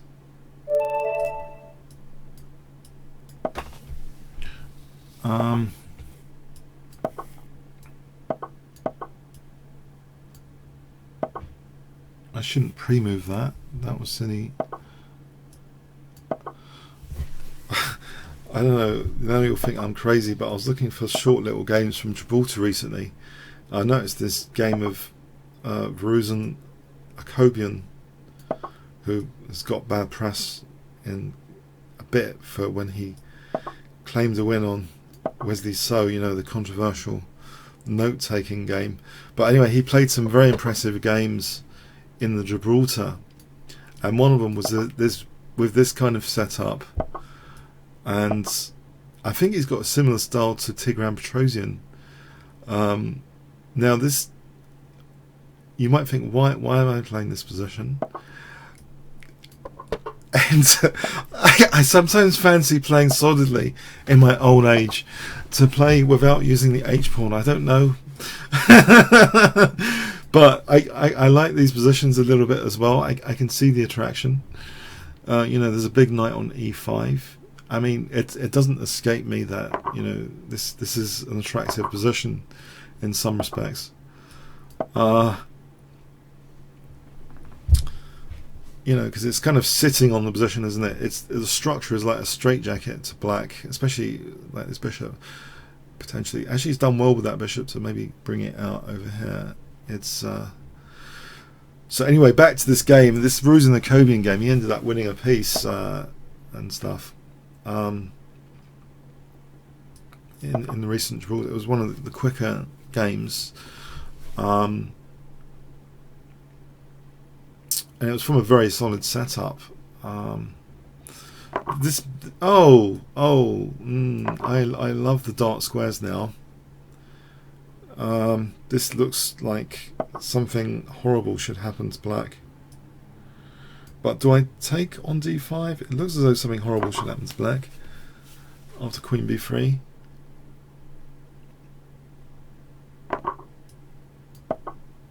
It looks as though this diagonal, these bishops,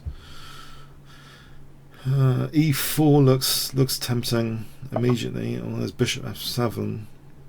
Queen a3 looks tempting to try and nick a pawn with queen a7. Actually, just generally that pin looks like torture on queen a3.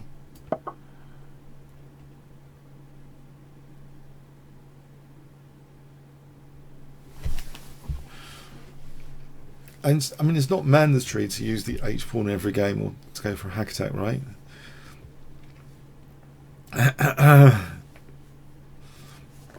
I mean, I don't want to, like, you know, I don't want to be pigeonholed as just someone that just attacks the king, right? So if you're presenting evidence for me trying to play positionally, you know, this is it, yeah. Okay, thanks for the game, Kaz. Thanks for the game. Okay. Now, we played Moebas before. What's the rules here? Do I just play the challenges in order? Do I allow 2 challenges? Do I just play them in order? I don't want to get in trouble to... I don't want a Spanish Inquisition by YouTube trolls later about this video. Do I accept that challenge in order? Do I just accept the challenge in order? Shall I? Or do I play someone I haven't played before? Okay, it's easier for me to track if I just play the challenges in order, really. So without further ado, well, 1 is enough. Alright, Okay, to get onto the other guys, I'm going to decline this. I'm pretty sure I've played Johann William Moebas before. I'm going to decline that, I believe. I'm not sure I played this guy, just to give you all a chance to crush me today.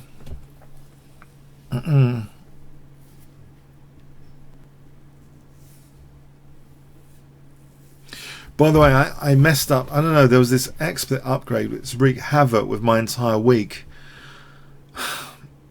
It changed my recorder settings, and I was trying to record 5-minute games in advance. This happened on like Thursday, so I managed to waste 10 recordings because the audio was crap. Then I wasted another 3 because the audio output was still crap. So, and then I played another 8 games to try and get videos for my channel scheduled, and I just wrecked myself on Thursday playing endless 5-minute chess because of this XSplit update, yeah. And then I find out today that there's still more damage with this. They couldn't maintain my settings, so I actually had to get in the car and come to a different place because I didn't upgrade the XSplit. I need to know what is going on. The YouTube stream like didn't work. This all happens when you do an update, yeah. From I don't know, they're not good at doing updates. I think I'm going to abort this. But yeah, I ended up wrecking myself on Thursday, yeah. Just doing a load of recordings I wasn't able to use, basically.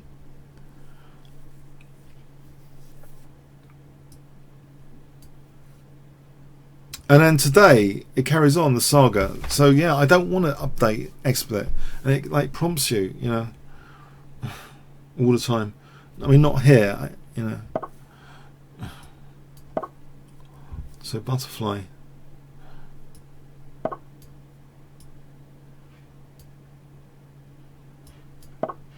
I have an uncomfortable memory. I've had some games which were a bit dodgy against butterfly with this CD line. Oh well.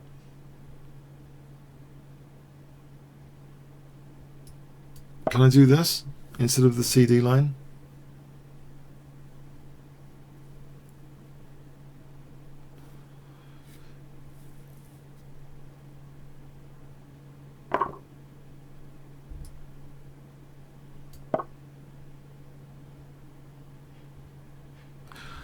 So anyway, because I wrecked myself on Thursday, I was doing another session somewhere and I got completely massacred. I actually managed to miss like several opportunities against different IMs, against different players, but actually I wasn't being totally killed, but I managed to miss all winning and drawing opportunities. I ended up losing a ton of games on Friday, but the exhaustion, you know, of Thursday, I mean, and seriously, the impact of a software update, I mean, seriously, it just put me out of joint, yeah. My energy levels and everything after. But so I tried not to do anything yesterday. I was trying to chill out yesterday in preparation for today.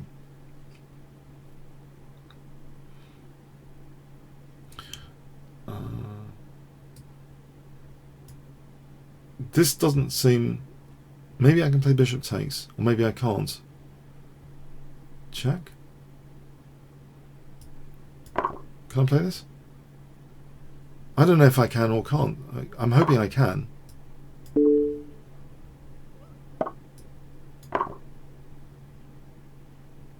It's a 3-minute game. I should take it a bit quicker, this one. I've just realised it's a 3-minute game. Let's not dwell too much. Although I do seem to be like potentially losing a centre pawn. Trying to keep him locked to c2. Right, so he's not on d4 there. Can I play rook d8?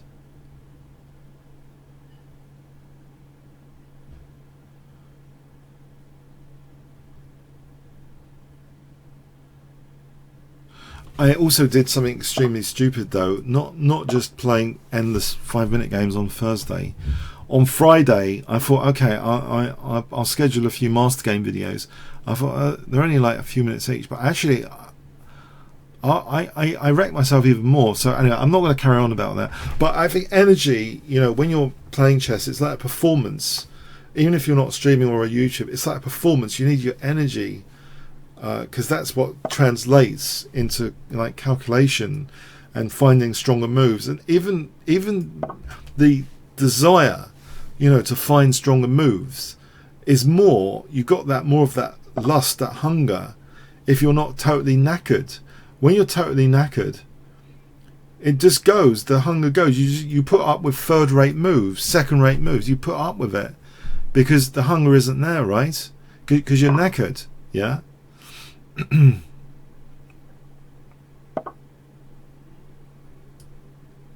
And that's what was happening. I realised that now. I look at this session I played on Friday when knackered. I just putting up with second or third rate moves basically, and you can't really do that because you're not really you know, doing justice to your position if you put up with second or third rate moves. Okay, so bishop c4 and then d3.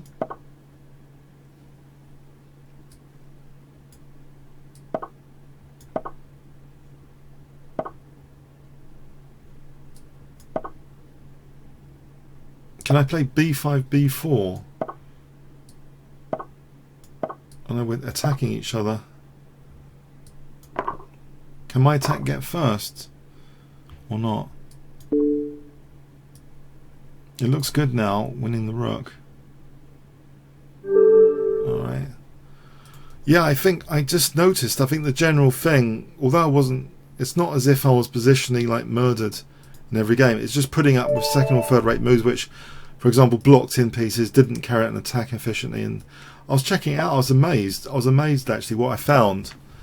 But anyway, I'm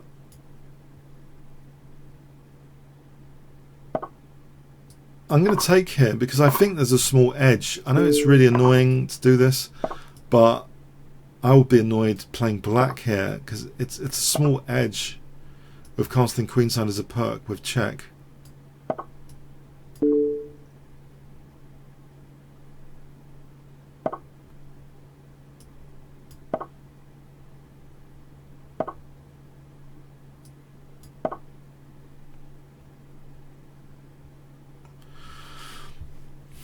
I think there's a small edge. I think I just play knight d5 or something like. I've got to be wary about knight d5 on my bishop. Can I play knight d5 coming up? Knight d5, ed, bishop g5, knight g5, e5 would surely drop.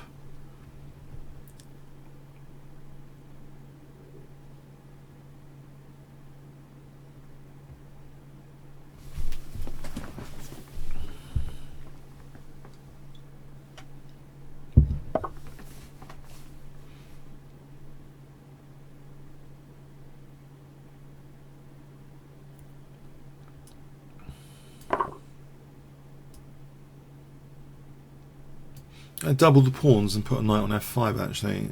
I wasn't exactly thinking of that just then, but I think probably that's what I should do. Just install the knight on f5. It looks like the logical thing to do structurally. Maybe I can keep the tension there of the rooks, because I might be helping him with that. To take his mistake, as one GM on YouTube says, I might be helping him if I take.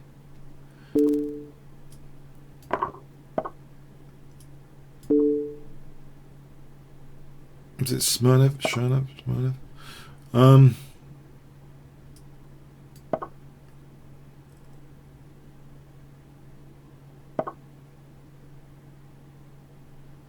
Right. So at the moment it looks as though nothing's going on right, but the pawns are fragmented. Maybe rook e3 to h3. Maybe I want to take this entry point away with king c2, which protects b3 against knight a5. So king c2, rook e3, rook h3 as the plan, I think. Yeah, that would neutralise the rook and knight a bit before getting onto this plan. Rook e3 to h3.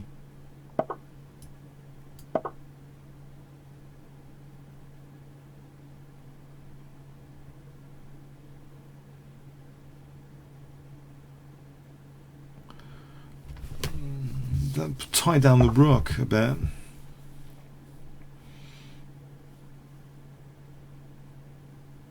Play knight g7. King moves, rook h3, rook g8, rook h7. So let's see what happens here. Gain this tempo.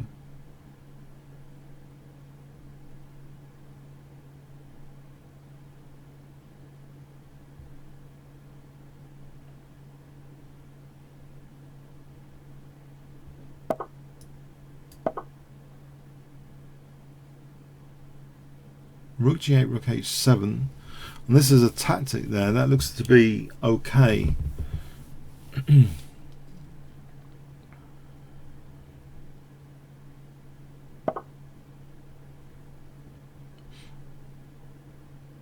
Now rook h6 for knight h5 looks tempting. Now there's knight g6. What about, okay, g3 to stop the knight moving. And then h4, unfortunately with h5, I might want to use that for knight h5. Knight h5 immediately, there's king e6, but h4, h5, well, I take on f6. Maybe that works out okay if I just play h4, h5, trying to win f6. On king e7, there might be knight f5. Now here, okay, I think there's knight f5 anyway. Although I have just stranded my rook successfully. I've just noticed that. I've just stranded my rook.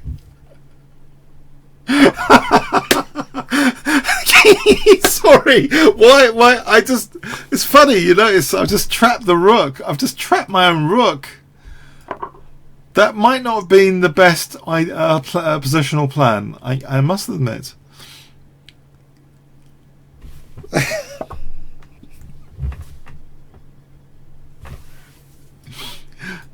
That could have been awkward. That could have been an awkward moment.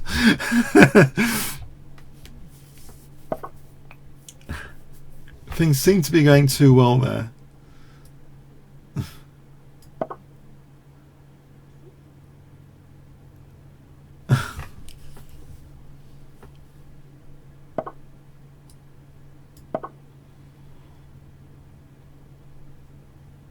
I think it was at least a draw. If he kept my rook trapped, I think it was a draw, at least. Or my rook was going to get lost. I don't know. Okay. I'm not convinced about anything there. Okay.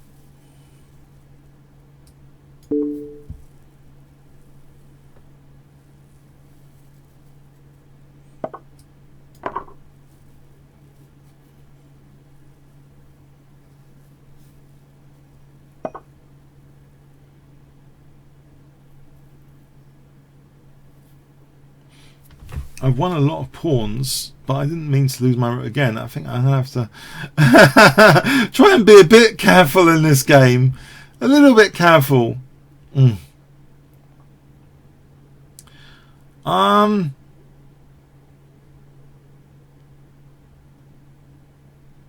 Let's keep the rook on just in case then. Yes, I seem to be blundering like crazy in this game.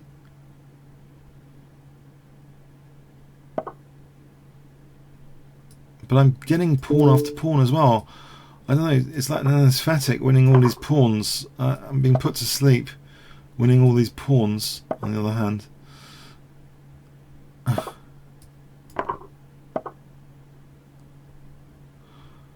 There's so many pawns, I don't think the knight's going to handle it that easily.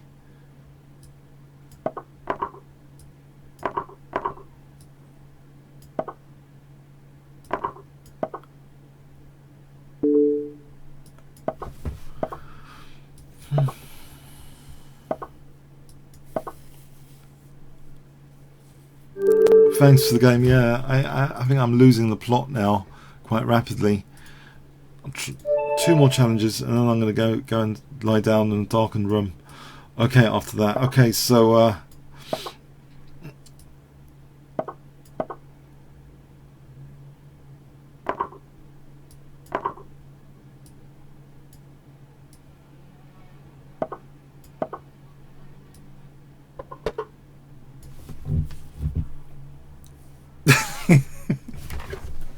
I don't know why I'm thinking about g5. G5 is refuted surely by d4, the energetic d4. You'd think because it takes bishop g5, but then I'm thinking, hold on, it is Mick Tao almost, and Tao would approve. So you know, I'm going to go crazy here.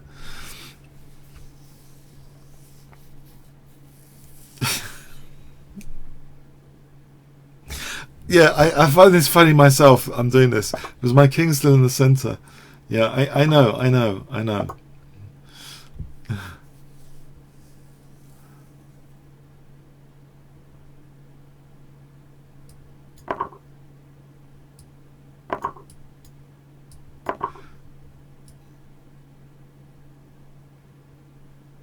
It looks good though, as far as I can see.